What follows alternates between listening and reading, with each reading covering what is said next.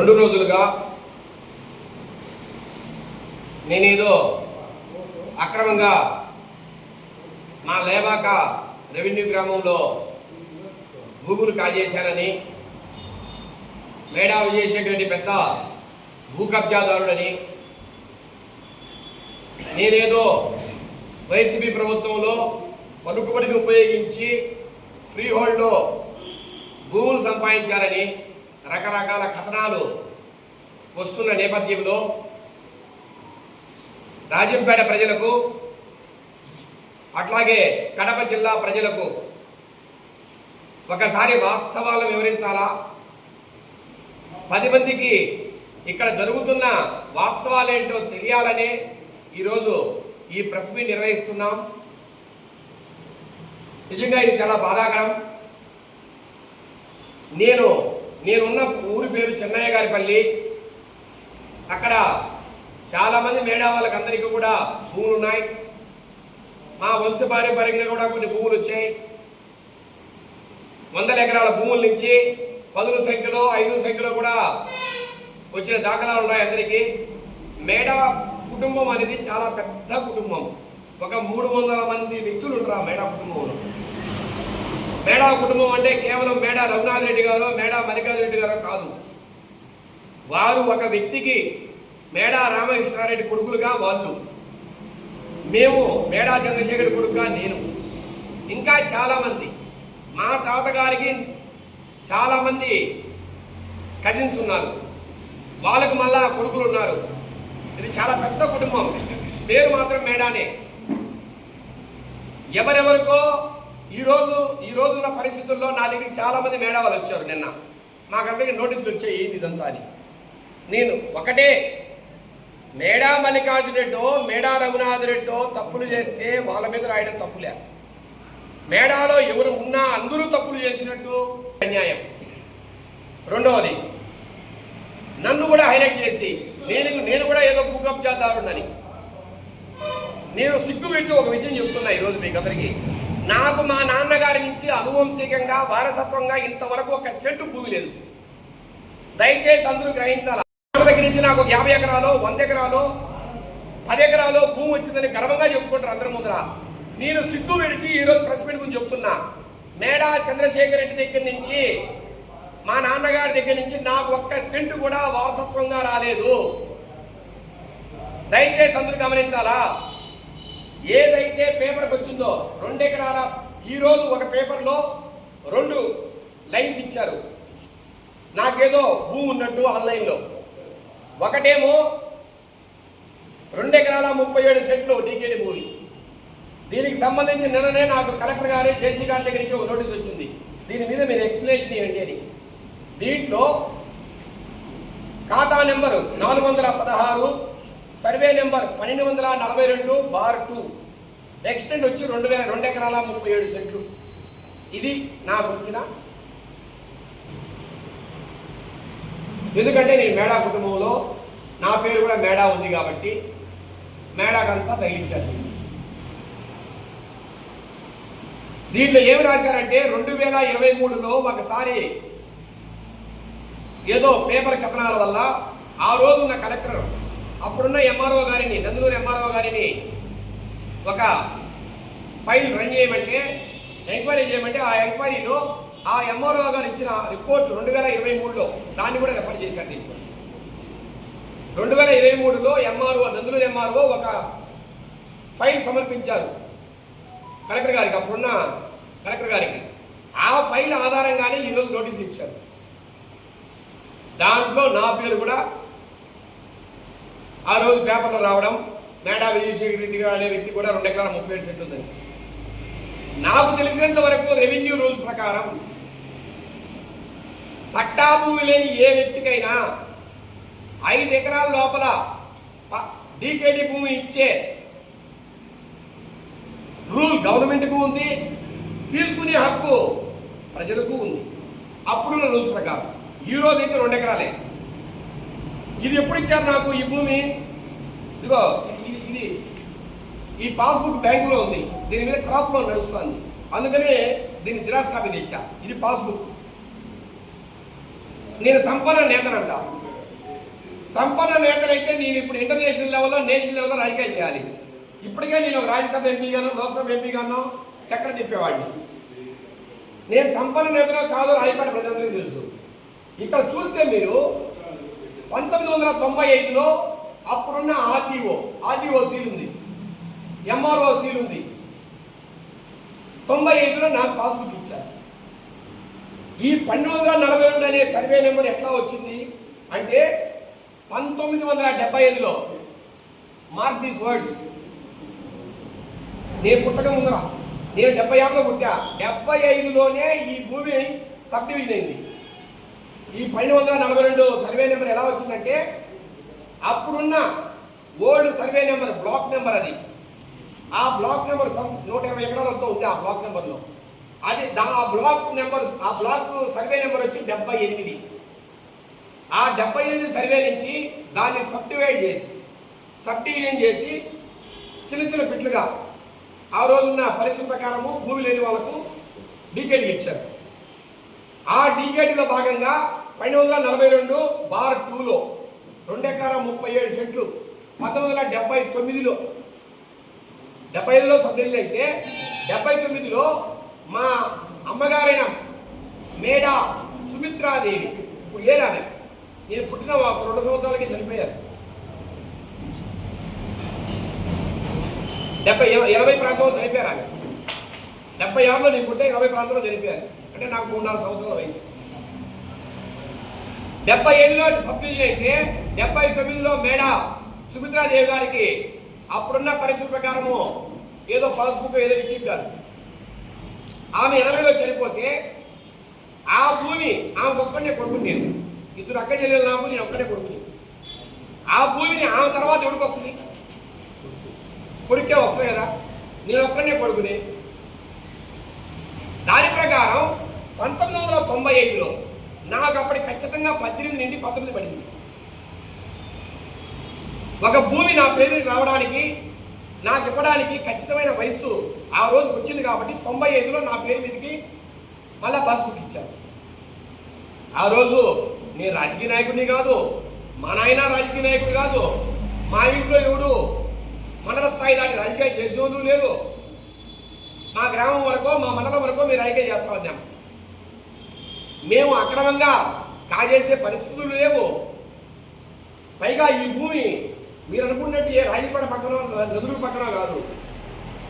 మీరు ఈ భూమి ఉన్న ప్లేస్ను చూస్తే ఇక్కడికి పోయి వ్యవసాయం చేస్తారని అడుగుతారు. కొండలు కోనలు, దట్టమైన అడవులు. నాకు తెలిసి నేను 1-2 సార్లు పోయింటా ఈ భూమిలోకి. ఇంతవరకు నా జీవితంలో నేను ఇప్పుడు 2-3 సార్లు తప్ప ఎక్కువ పోయినాను ఈ భూమిలోకి. ఈ భూమి కూడా ఏంటంటే నా 19 సంవత్సరాల వయసులో నేను చదువుకున్నప్పుడు మా నాన్నగారు పెట్టిన భూమి. నేను నా స్వస్థాలతో ఎవరిని పోయి నాకు భూములు పెట్టని అడిగిన దాఖలాలు లేదు ఈ 20-30 సంవత్సరాల కాలంలో.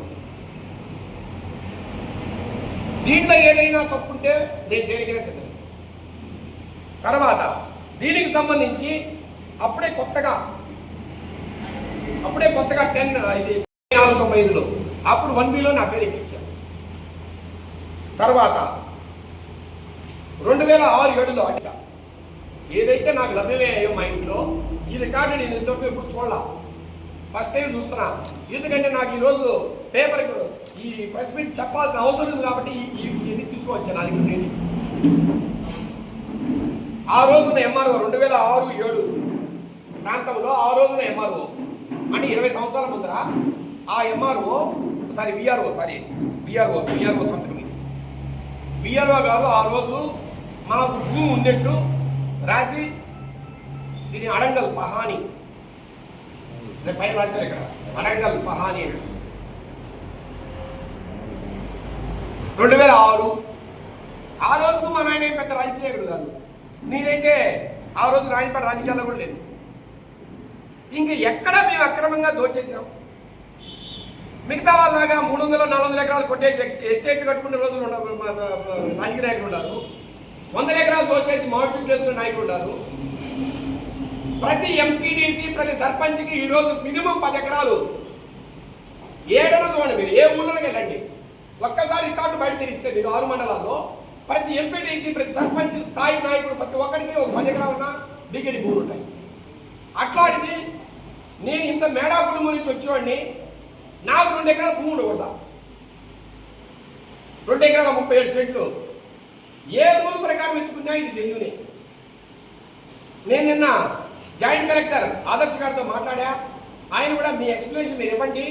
ఆ రోజున్న రిపోర్ట్ ప్రకారము ఆయన ఆ రోజున్న ఎంఆర్ఓ రిపోర్ట్ ప్రకారం మేము ఈరోజు నోటీసులు ఇచ్చాం. నోటీసులు ఇచ్చినంత మాత్రం ఇదేం తప్పు జరిగిందని కాదు, మీరు మీ వివరణ ఇవ్వండి, అది ఓకే అయితే నో ప్రాబ్లం అని చెప్పారు. మేము వివరణ ఇవ్వకముందే, కనీసం మాతో ఒక మాట కూడా మాట్లాడకముందే ఈ మాదిరిగా నా మీద మిగతా వరకు నాకు సంబంధం లేదు, నేను ఎవరికి రిప్రజెంటేటివ్ కాదు, ఇక్కడ మిగతా మేడా కుటుంబానికి నేను రిప్రజెంటేటివ్ కాదు, నేను మేడా విజయశేఖర్ రెడ్డి అనే వ్యక్తిగతంగానే మాట్లాడుతున్నా.